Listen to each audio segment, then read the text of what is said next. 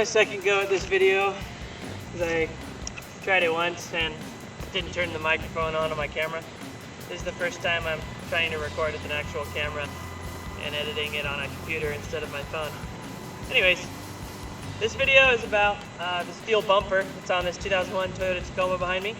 It was $150 off of Temu, and I thought that was pretty crazy, and I thought it might be a scam, but I was the dummy who went ahead and tried it anyways. So, just mostly giving you my pros and cons of kind of what it ended up being like, what the quality is like.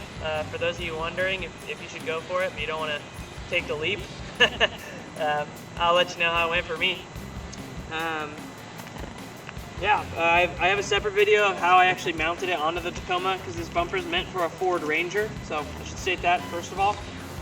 It's pretty universal for little trucks, but it is designed for a Ford Ranger, so I had to do some fabrication and welding on it to actually mount it up to my truck, but 150 bucks is cheaper than a used bumper around me. We've got guys selling like 10-year-old ARB bumpers for 800 bucks, so I couldn't pass up $150 for this thing. So, I'll start out with the cons, because I'm sure everybody's kind of wondering, with a $150 bumper, there's going to be some cons.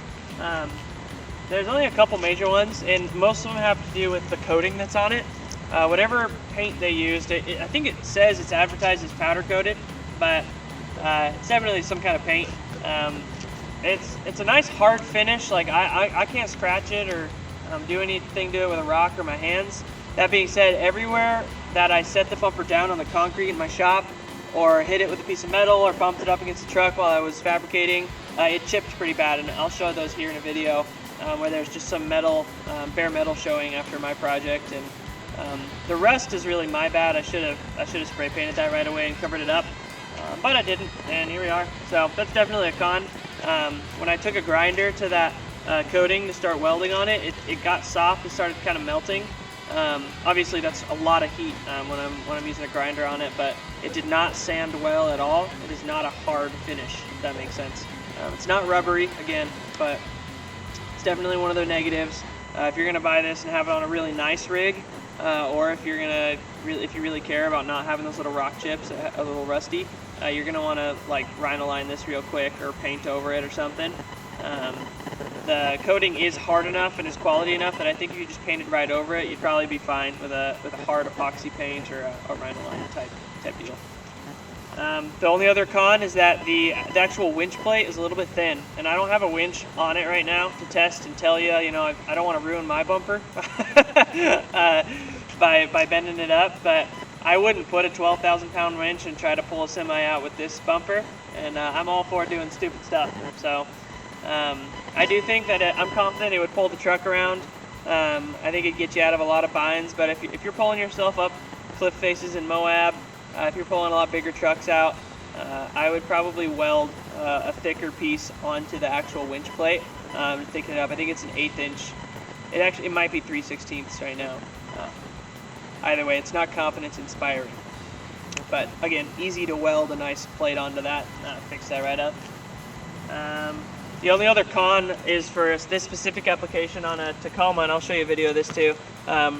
The corners stick past my my fender flares just a little bit. They're a little bit long, and that's because it's meant for a Ford Ranger, but if you are putting this on a Tacoma, you can assume that that's going to be similar for you. I could cut them down, but it's a lot of effort for very little gain, and this truck is already pretty rough all around, so I'm happy with where they're at. Now just moving on to pros, really. I guess the final con, it has to do with the coating as well, but the bumper came from Temu, it was shipped, and super damaged when it arrived. It had no dents or bends, but the coating was chipped all over the place. It looked like someone had thrown it on the ground, into the trucks and everything. The box looked like it had been through war and back, so I think I have a picture of that here. I'll try and upload that if I've got it. But I thought that it might have been returned, and I was like, oh no, I got a returned product, this thing's gonna suck. But after opening it up, it was wrapped really nicely, still had all the foam and bags on it. So I think that it was just handled really roughly when going overseas and stuff. So that's something to expect when you get it. If you're paying $150, in my opinion, you can't really complain about stuff like that. it would cost $150 to ship a bumper in the States, so, or more, you know, so I'm still happy with it. I just was comparing it to a used bumper of similar value for all my stuff. Yeah. Let's move right into pros. What I'm liking about it, it's really lightweight. This might be a con for some of you, but it's lighter weight than a lot of the other steel bumpers on offer, and I like that. My truck already kind of has a rake going on. I've got a 3-inch Old Man Emu lift in the back, and then Bilsteins up front with some kind of lift springs. I should know that, but I don't. Anyways, I'm a little bit lower in the front. I do that. I you know, don't care that much. It's better for your CV axles. And I frequently throw like a yard of gravel in the back of this truck and then just drive it absolutely tooted for a few days. So it's good for me to keep that stance for what I'm doing, which is a lot of farm work. And this bumper doesn't hurt that nearly as much as, you know, like an 800-pound friggin' block of steel in the front would. It's got really solid shackle mounts, D-ring mounts. Those are super thick and big. I have a lot of confidence that you can pull a lot off of those. It looks great, honestly. I've gotten a few compliments. They are all from my mom and other family members, but they still count. They're compliments. It was really easy to fabricate mounts to because it's got this giant flat plate in the back. I'll see if I have a clip of that. If you want to see it, you can check out my other video I'll upload of me actually fabricating the mounts to this thing. I did it in one evening. It was pretty easy, and honestly, I still haven't finished. I have 2 more little side gusset mounts that I want to do to the stock locations, but it's been 3 weeks, and I keep telling myself I'm going to. We'll see. We'll see. Pros. Looks good. The bull bar on the front, or the hoop, isn't too tall. Some of those are really annoying because they block your line of sight, or they come up when you're driving. You can see them. This one I can barely see over the top of my hood. And I think that's perfect because I can see it just enough to know where it is for when I'm parking at Fred Meyer's and stuff, but it doesn't block my view at all. It doesn't obscure anything.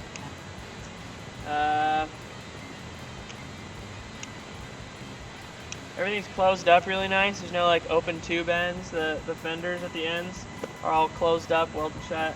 I like that. Drainage looks like it's not going to be a problem in this thing. I don't think water's going to sit anywhere, which is really nice. Yeah, besides that, I'm overall like absolutely stoked for $150. I think it's, like I said, that's the cost of shipping. It's an 1/8 of the cost of a used one around here, so I'm super pumped to have this on my truck. I had a broken stock front bumper for ages, so finally having a good bumper, and this was cheaper than just buying a stock replacement is crazy. So yeah, hope this helps someone. If you enjoyed or this gave you some info, whether it helped you not buy it or buy it, send me a like, just a little thumbs up on the video. It doesn't affect you at all, but helps the video. So yeah, thank you for watching.